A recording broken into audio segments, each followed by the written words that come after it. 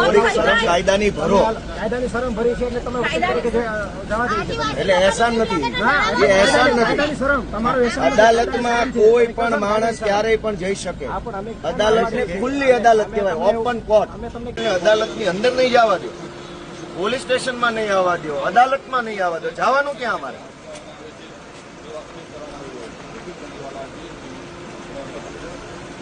તમે ગેટ ખોલો, હાલો હું જાઉં અંદર, મારે કામ છે.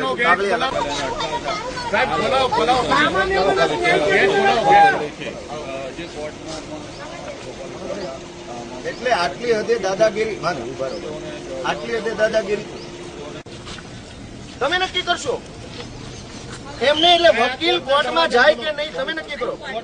કોર્ટના દરવાજા ખોલો, આ દરવાજા ખોલો, હાલો. સામાન્ય માણસો અંદર જવા દો. વકીલને અદાલતમાં જતા કોણ રોકશે ભાઈ?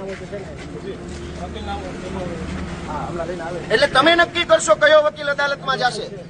અરે પણ ઈ જે હોય તમે નક્કી કરશો. તમે નક્કી કરશો કે હું વકીલ છું, હું અદાલતમાં જવા માંગુ છું. તમે કોણ છો નક્કી કરવા વાળા કે હું કોનો વકીલ છું?